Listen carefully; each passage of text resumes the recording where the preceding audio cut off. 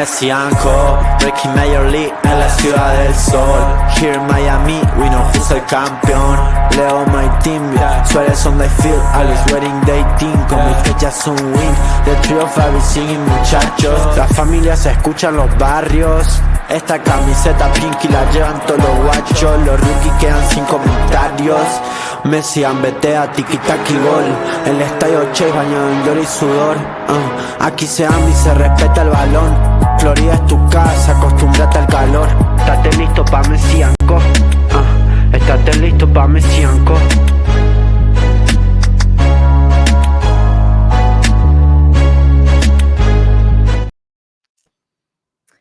Hello, everybody, and welcome back to another episode of Messi & Co. I'm Ashley, here as always with my incredible co-hosts, Gian and Matt, recording on, what is it, Monday? That is the new Friday. Mondays the new Fridays, guys. Yep, back in the swing of things. I know we had personally some travel and some things that we were all doing, but we're back now, and we have a big stretch of Inter Miami matches coming up. That's going to be super exciting. Lots to talk about. I think I'm going to start with the Club World Cup, which is that obviously last week Inter Miami were beaten by PSG 4-0 to exit the round of 16. And so the question is asked, like overall for the tournament, what do we think of it? Was it a success for Inter Miami? Was it okay for Inter Miami? Was it a failure? Do we think it's going to impact positively or negatively moving forward? I have an answer for this, but if someone else wants to go first, then we can, totally discuss. Well, I think that we missed a really important thing here is we're all wearing glasses for the first time. I feel like I was just gonna mention that. You know what? I noticed that too. I thought I was going crazy. Sorry, I was going right into the hard stuff. Yeah, no, like we're missing out on the big changes here. The big picture, yeah. Big picture is that I'm old and I have to wear glasses now sometimes. So I think Miami did a really good job in the Club World Cup. I think they exceeded expectations. A lot of us just wanted to see this team at least look competitive after having a really tough stretch in league play, and then having pretty good 3 games where they tied against, I think it was LA if I'm not mistaken, and then they came and won 2 games going into the Club World Cup. So we just kind of wanted to see them build off of that momentum and look good. I didn't, obviously we root for this team, but at macro picture, I didn't really care if they won. I just wanted them to look good and really use this as a moment to continue to gel, continue to build on what they were doing towards before the break. And I think they did a great job. They beat the giants from the African giants from Egypt. Like, that was insane. I don't think anybody expected that. Then they played very well against Porto. People were saying that Samu was gonna, obviously run over all our defenders and just leave them in shambles. And they actually did a decent job, I think, against that team. And then against Palmeiras, they were 10 minutes away from winning that game. They were up 2-0 minute 80, I think it is, and they were about to top the group. So all of that, nobody thought that would happen. Like, that was just insane. So I think that was a really good moment for Inter Miami. Obviously, it looks, we'll talk about the game that we just had in season play, but it looks like they've continued to build off of that. They're excited. The team looks excited. Messi looks great. Mascherano seems to have figured some things out. So I'm just happy overall with what happened and how they showed out. And they were one of how many teams in MLS that came out of the group stage? Just them and one. Them. Just them. We were the only MLS team that got a win. Yeah, so they showed out against for the European league, competition and ever. I think that's great. And if I can just add one little thing here too, I think it's also a sign, and I hopefully MLS takes it this way, is look, with you restraining this Inter Miami team and other teams in the league, like, I think this really shows you that if you can unhandcuff them financially and allow them to spend more, they can probably go farther in this team, in this tournament. The space between the top European teams and some of these other teams, South American and Inter Miami, isn't as big as maybe a lot of people thought. I couldn't agree with you more. And just to to side comment on that last thing that you said about uncapping or unhandcuffing MLS teams, like besides Inter Miami, like competing extremely well in this competition, we have to look at like Seattle Sounders. They only lost, I think it was 2-0 to PSG. So it's like it wasn't even like a big margin. They were trying to give a good game. So it's like MLS teams can compete at least in this tournament style level against these European teams. So uh we could definitely unlock this league's full potential if maybe a lot of changes were to be made, and this tournament definitely proved that. But with Inter Miami, like I thought this competition was a win. A lot of people's not going to see it that way because of how we crashed out or how we got quote unquote embarrassed. But no, I personally don't see it that way. Getting a win, being the only MLS team in FIFA competition, like in any FIFA competition ever in history, is like a massive accomplishment for an MLS team. For us to get out the group stage, which nobody thought we would ever do, is an achievement in its own. Everybody thought we were going to finish dead last, that we were going to get out. I didn't think we were going to get through to the next round. I didn't think we were going to beat Porto too. Like nobody. I didn't think we were going to beat Porto. I didn't think we were going to almost beat Palmeiras 2-0. Everybody thought we were going to lose against Al Ahly. Nobody thought anything of this. And then as soon as we get into the round 16 and we lose to PSG, everybody's like, oh my God, what a failure, what an embarrassment, what a disappointment. It's like, that is ridiculous. Absolutely ridiculous. Yeah. I'm very proud of this team, of how we played. I'm glad we got to see Messi completely, embarrass certain PSG players in that game and certain other players and other for the other guys as well, the other teams. We saw a good tournament, I thought, from Luis Suarez. We saw tournaments from other players as well, and we need to be proud of this team. And I don't think I can emphasize that enough. I'm proud of this team. I'm glad that we got I'm glad of this Club World Cup run, and I'm excited for the future of not just Inter Miami but for MLS.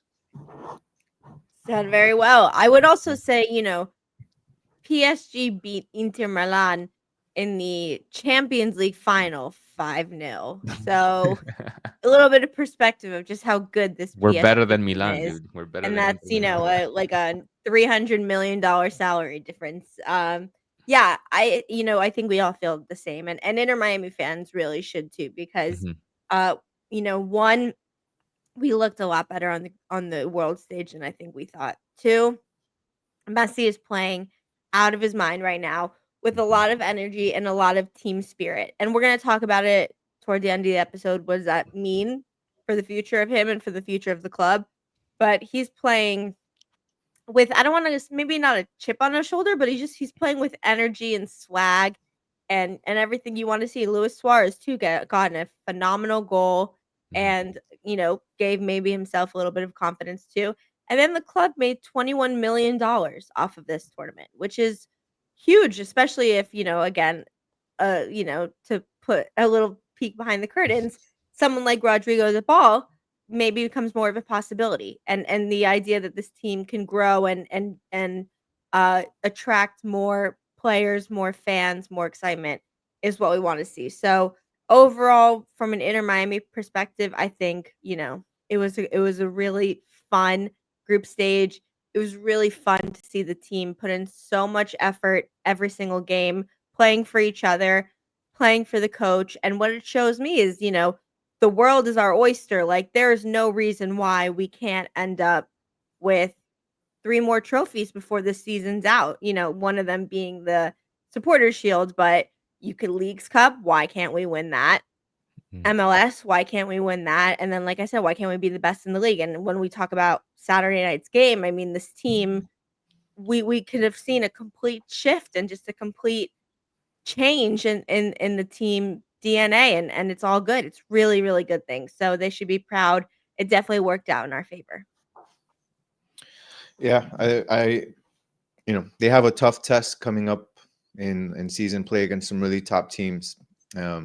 And I think that if they can continue this run, continue this momentum, like you said, Ash, there's no reason why they can't win multiple trophies this season. And despite not necessarily not getting as far into the finals in this tournament or in the Champions Cup, I still think that this, depending on what happens the rest of the season, you can look at this as a positive season, putting everything into context and into play, including coming out of the group stage. Like it's all kind of falling in line to say we have the potential of at the end of the season looking back and say Inter Miami and Mascherano did well by the fans, and so I'm excited. This team is looking good when it counts. Sometimes at the beginning of the seasons when teams are still starting to figure each other out, they're trying to gel. You have a new coach trying to figure out their players.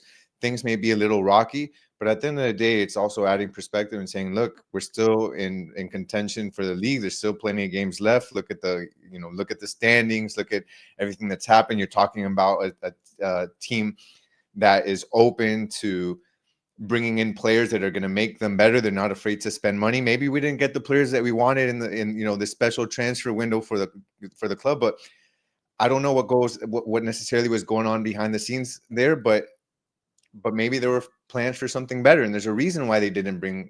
Maybe they could have hurried up and brought someone in, but you have a guy, as you said, Ash, we'll talk about it later, like Rodrigo De Paul, that maybe wasn't available in that moment, and they didn't want to do something that was going to maybe negate their ability to go after a bigger player in the long run. So they're thinking big picture at the end of the day. 100%. And speaking of what happened next, let's talk about Saturday's 4-1 victory over Montreal. First game back in MLS. People weren't sure if Messi was going to even travel for the match.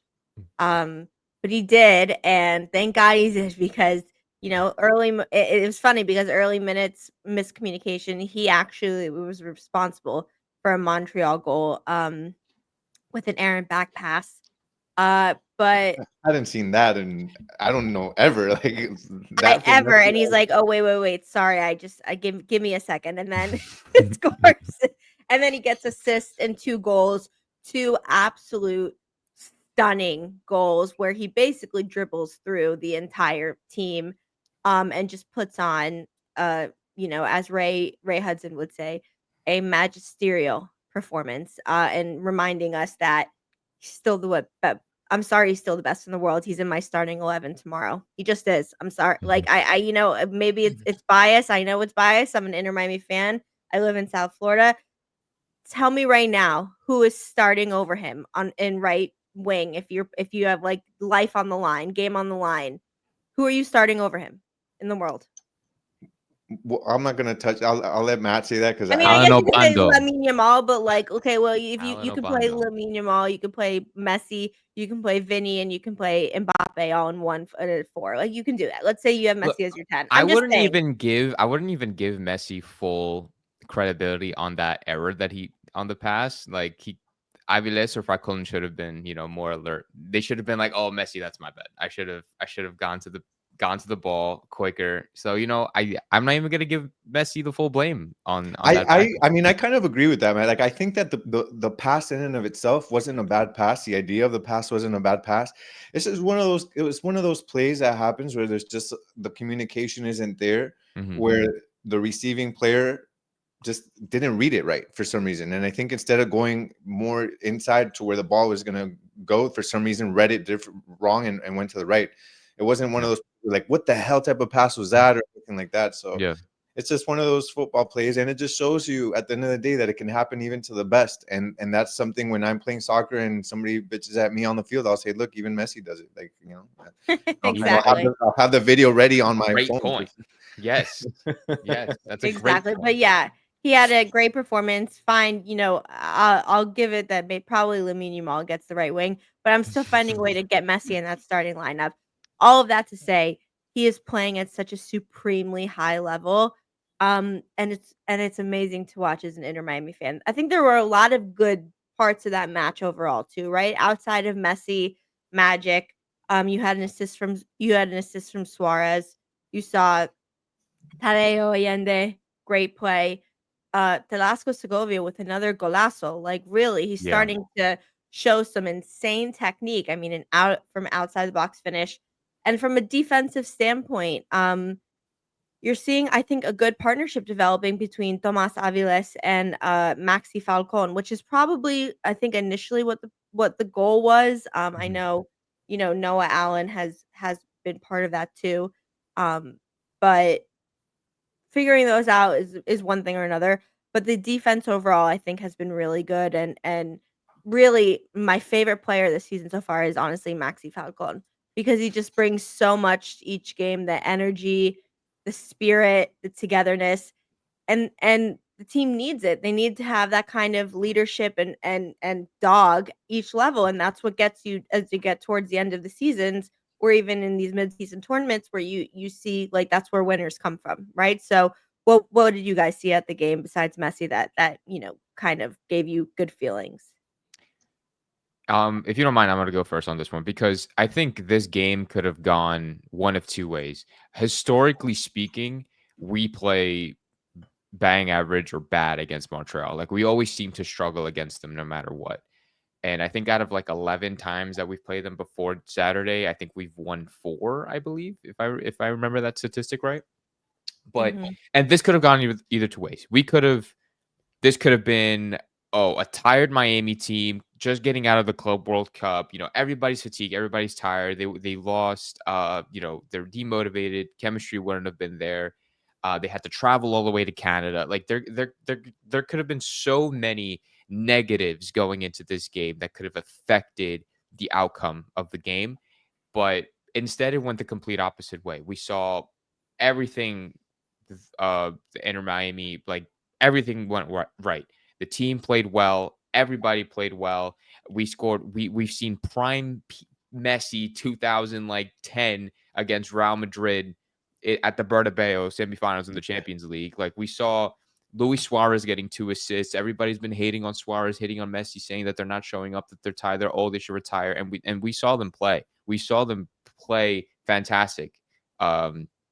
And we saw Segovia golazo. We saw Ashende. Ashende could have been a little more clinical in front of goal, but he still played. He still played well. He had like three. Starting to He had like create more for three. himself. Yeah, like he had like 3 opportunities in front of net that one hit the post, one was saved, one was blocked. Like he was getting there. He was really, really getting there. And Ustadi had a couple of seasons ago. This team is just coming together right now. We got our mojo. We got our mojo back.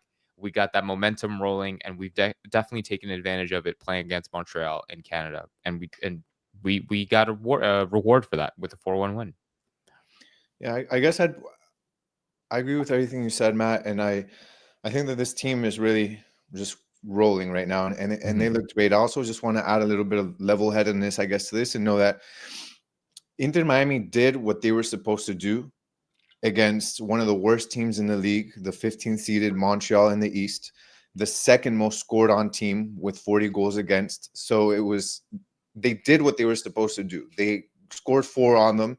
They absolutely looked unstoppable on offense. Could have scored more. Probably could have been 6-1, 7-1, according to, you highlighted some of those missed opportunities.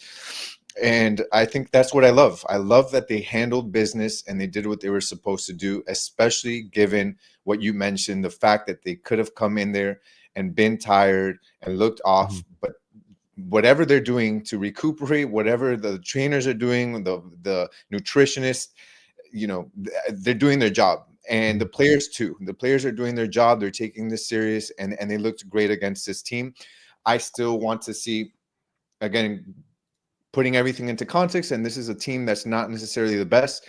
They handled their business, but this doesn't, at least for me, show me like, okay, this team is rocking on all cylinders. They scored 4. Allende looked great. Delasco looked great. Messi looks like freaking prime Messi taking 3 or 4 defenders. Like I'm not there yet because of who the opponent was, but it's definitely a step in the right direction. And I love what I saw from this team. For me, it's just incredible to see that now with these guys pretty much locking in. I think feeding off of everything that they learned, including the experience in the Club World Cup, that they're just playing really well. And I love that you have so many different weapons. You have Telasco Segovia that is clinical from outside the box and is able to shoot like incredible shots, right? So it just adds another And he's dimension giving to you the that team. Matia Rojas that we were looking Exactly. for, right? That's Yeah. what you wanted more from him. And I think Telasco's becoming more consistent with that. You have another guy in Tadeo Allende that can not only shoot from outside, but be a guy that runs into space, receives the ball, and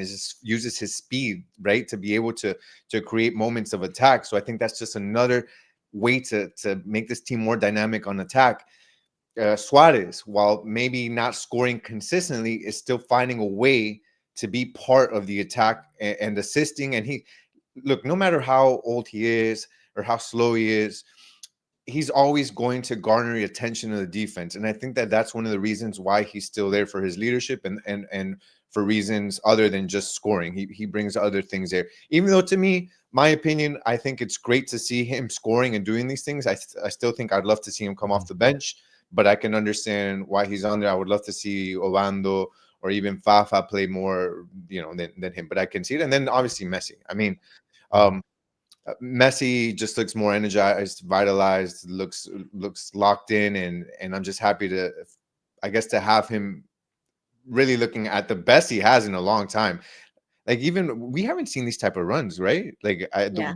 these ones, even last season, like, he was scoring goals and looked great, but him taking 3-4 guys and then scoring like in those prime Bernabeu. Yeah, no, we haven't. Yeah, no, we haven't seen that yet. We Unfortunately, haven't. So that's insane that he's unlocking that at this moment in time. So I really loved what I saw, and I hope they can continue to build on it. Yeah, Feisty 100%. Messi.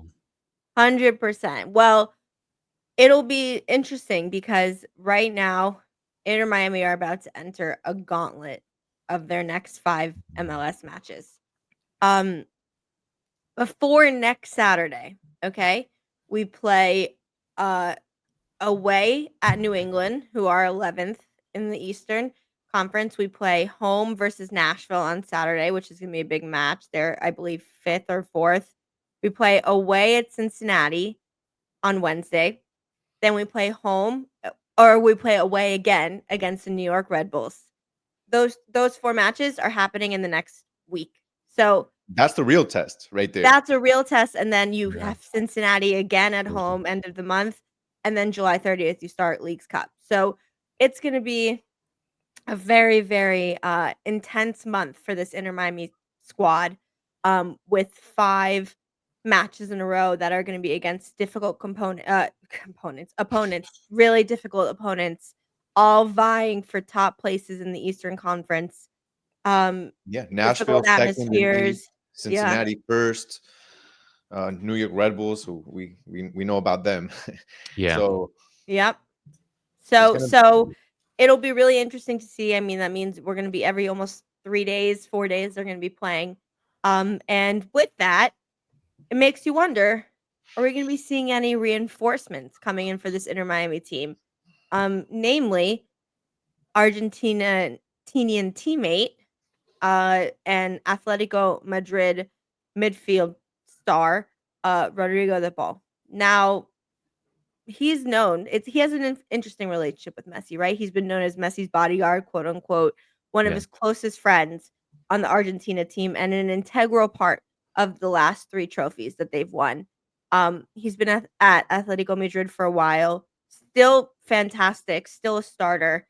But we've seen significant buzz about this move really recently, only in the last couple of days. And then today you get a tweet from Fabrizio Romano saying, no, these conversations are really happening.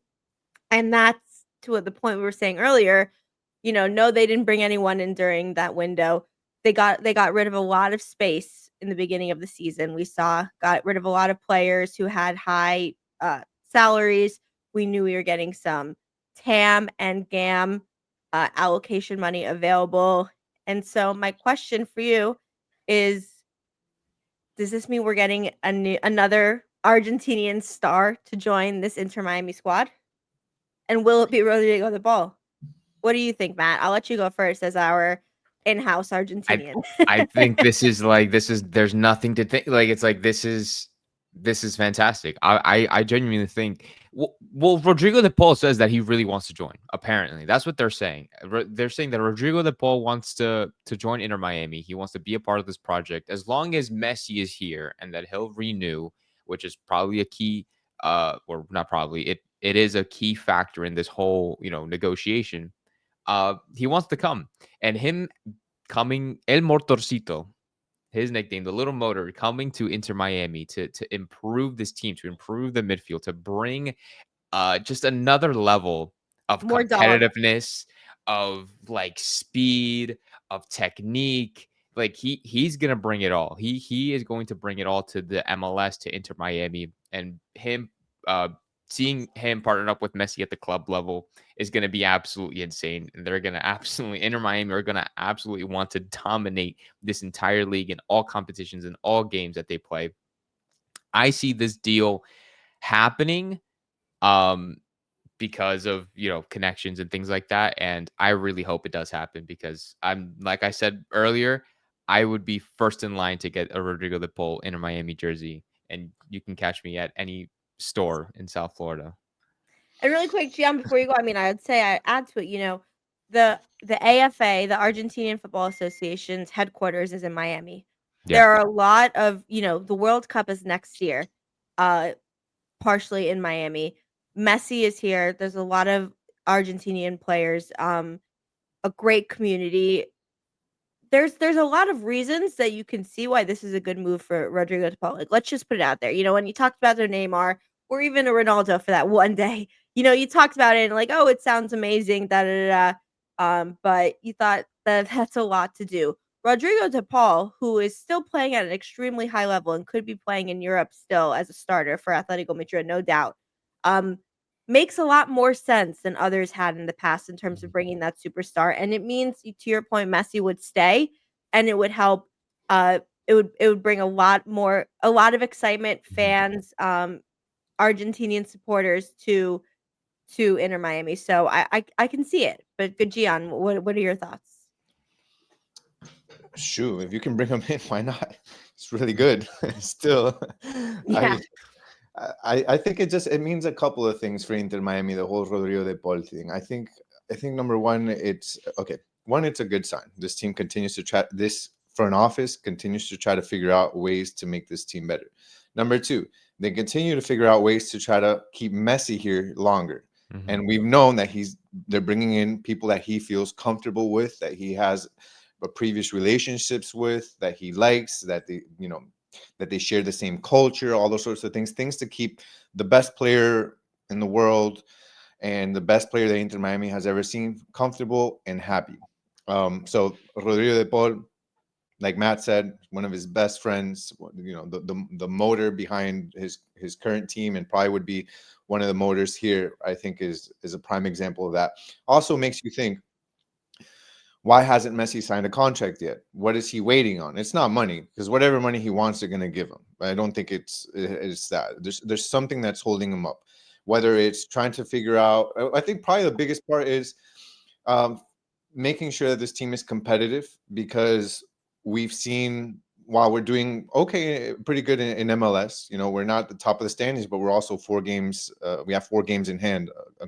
But when he looks at internationally, and the Champions Cup and Fútbol Mundial de Clubes, all that, FIFA Mundial de Clubes, I think Messi's still somebody that's very competitive and wants to play not only the best in the league, he wants to win outside championships. So seeing him not having the best team in his eyes and still an opportunity for them to get better, I think that's probably something that's playing into his contract. So if they can promise him Rodrigo De Paul, he's probably thinking like, all right, damn, like that's really going to make this team a lot better. Why? Because Busquets is probably still going to be here if Rodrigo De Paul comes during this transfer window.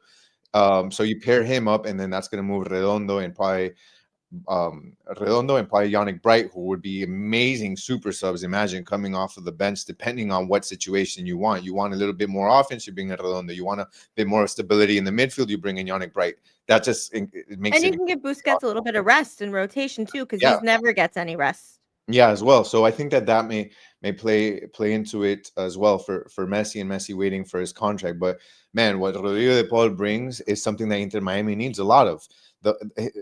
First of all, on offense, he's someone that gets the ball and is able to push it up front to anybody in a split second. He has that vision, right?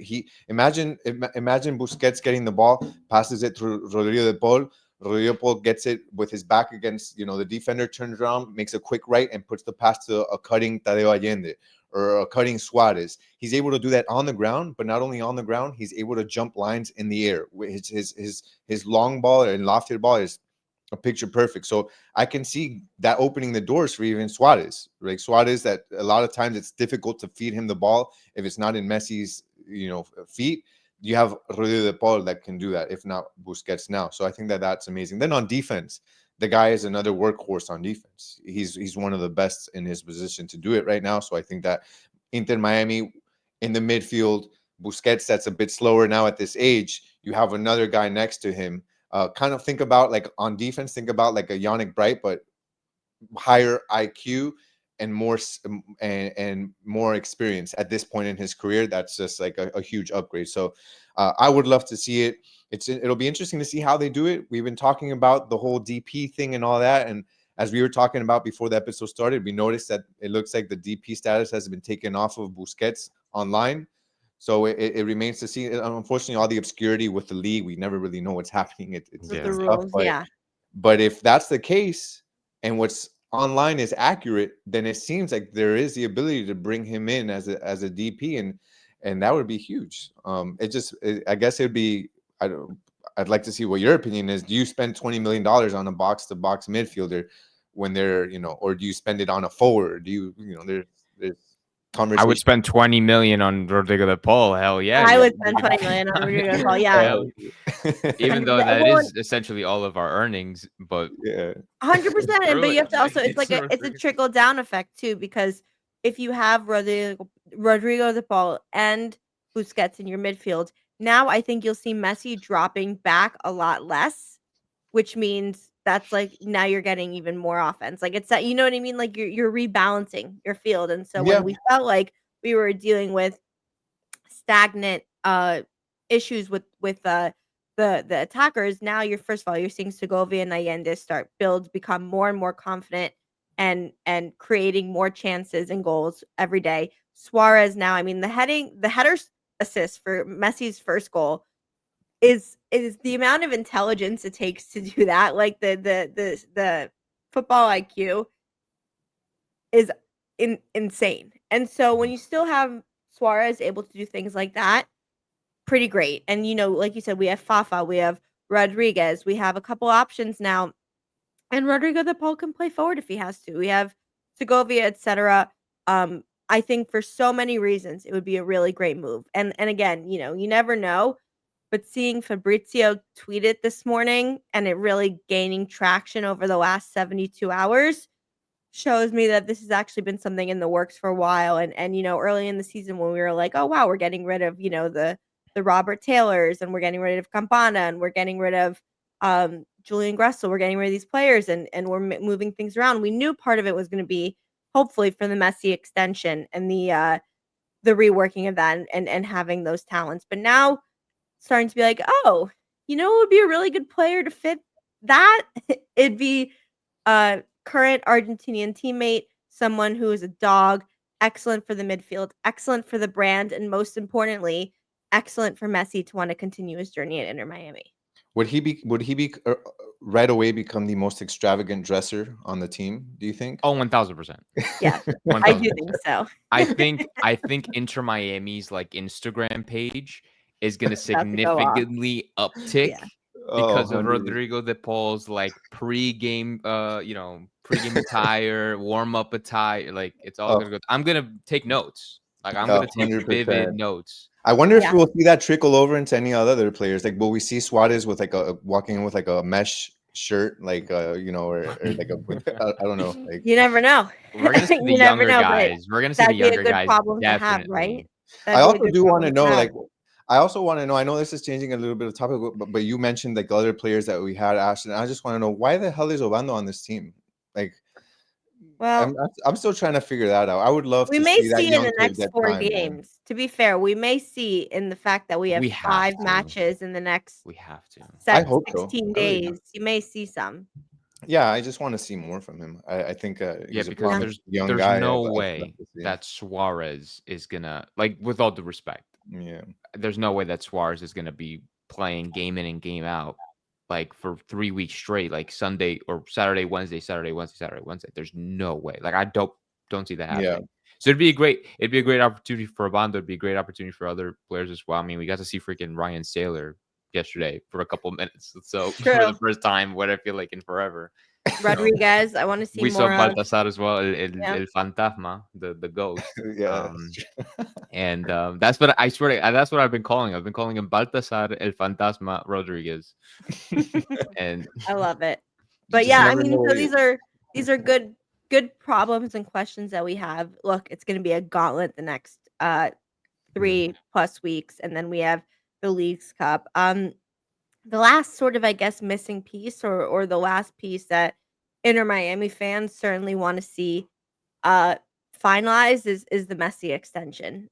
There were a few Mhm. talks and rumors last week about, oh, actually he may be interested in moving to Saudi Arabia or X, Y, and Z, even back to Europe. But from what we've seen from reporters who are close to him and close to Inter Miami, that it's just not true. The plan is still to renew and finish his career with Inter Miami.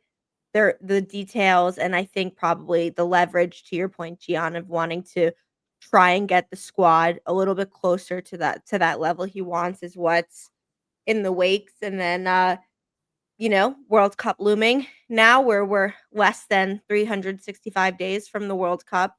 Uh Yeah. that's what we're gonna see. And so I actually think the announcement's gonna happen sooner rather than later. And for me personally, I have no doubt that it's gonna happen. I mean, it's hard sometimes when you see Cristiano Ronaldo get a 370 million per year contract and you go, "Oh no." But for what Messi has now in terms of quality of life, closeness to family, friends, community, part of Inter Miami, part of MLS, of Apple TV, part of Adidas, and the World Cup happening in his backyard, right in, close to Argentina, close in South America next year to finalize it. It just seems like where it's going to be his kids all thriving in the academy, etc. The list goes on. Um, all the reasons why you hope and think he's going to stay and finish here. Yeah, there's a lot more things that are important than money, and clearly Messi And he also has a lot prioritizes of it. those things. He has a He lot of has a lot of it. He has too much of it. He has way too much of it. But he prioritizes everything. Obviously, he prioritizes some money, but he prioritizes everything else: family, football, environment, and he doesn't need $1 billion contract in Saudi Arabia. He just needs the beach and some mate and it. facturas and And the fact that he doesn't and get asados. stopped every second of every day, he gets to live a semi-normal life and watch his kids grow in Exactly. the academy. It's really great to see. Exactly. Well, I think he obviously proved that that's what's most important to him. Now he definitely had the ability to go to other teams before he came to Inter Miami to not only earn more money but to be more competitive. So it looks like he chose family over everything. He's already won everything he wanted to win. Obviously, he won everything at the club level. He won everything at the international level. The one that was missing, he finally got, which made it so much easier for him to choose family over anything else at this point. And I don't really see any other reason for that to change right now. Some of the And talks have been legacy. that, He's building a great legacy yeah, here for the community and for the team. yeah. Some of the talks have been around the fact that, there is a lull in league play for MLS going into next season or next year and having the World Cup there. Does he really want to have almost 2 months without having competitive play in the league where the MLS just stopped during that time? And I think that's where most of that talk comes, that he may want to go play somewhere else temporarily where he can stay competitive and have good football going into that game. And I think for me, knowing Messi and how competitive he is, I don't think he's going into this World Cup saying, "Hey, I already won the previous World Cup. This is just for fun." I think he wants to win this one as well. So that's maybe the only, and it's not real. I don't have that concern, but that's been voiced as that concern. Why the holdup may be there is maybe I want to go and play somewhere for a bit and then come back to Inter Miami after the World Cup. I don't see that being as viable. But other than that, I don't think it's money. Again, I think that the money is there, that they're willing to pay it. For me, it's more of just build a competitive team around me, and he's just taking his time. I'm not necessarily scared about it. I don't know if you guys feel the same way. I'm not scared at all that he's leaving. I feel the same way. And I mean, also to that point, I understand from like a huge competitive standpoint, like it's no Europe, but the MLS season starts at the end of February, so he's still going to have 3 months of MLS before the World Yeah, Cup starts. Yeah, Like, yeah, it's not like it's like 6 months. Like, he's gonna correct. be playing in 3 months leading up to it. Yeah, it's Um, towards the end of February. So if you really think about it, he'll have that week in February, then about 4 months heading into, or 3.5 months or so heading into June. So it's, Yeah. and then he's got some. I mean, it's not obviously it's friendlies, but he'll have friendlies in January and that sort of thing. Right. But I don't see much fire underneath that kind of theory. yeah. So we'll see. It's imminent soon. Imminent and exciting. Well, this is a very, very exciting time to be an Inter Miami fan and a Messi fan. We say it a lot, but it's been true. I think the Club World Cup was a really great success for us. Obviously, woulda, coulda, shoulda. Maybe we even wish we could have gone farther than we did, which was already surpassing so many expectations. The team played really well. They represented the city really well. I think it continued. It gave a little bit more of a spark to the Messi and Suarez's. Hopefully, we're going to see maybe an Argentine teammate joining soon, and the team can keep rising. So the next match is 2 days from today, Wednesday, against New England. And then, like we said, Nashville, Cincinnati, New York Red Bulls, Cincinnati again. A lot of big games, big moments, big news, really exciting time, and we'll be there with you. So let us know in the comments what you think. What's been your favorite Messi moment of the last month? Let's start there. There's been a lot of good ones. Could be the free kick against Porto. It could have been the 2 insane goals that we saw Saturday night. Do you think Inter Miami are going to sign Rodrigo De Paul? Lots of stuff to talk about. When will Messi resign his contract for Inter Miami? Let us know what you think. We will be back with game previews, post matches, lots of exciting content and news. As always, make sure you are following us on social media, on X at Messi and Co. On YouTube, subscribe to this channel, 5 Reasons Football, where we will be continuing to put out great content. And we hope you enjoy the rest of your Monday and the rest of your week. So for this episode of Messi and Co., I'm Ashley. That is Gian. That is Matt. And we will see you next time. Ciao. Monday's a new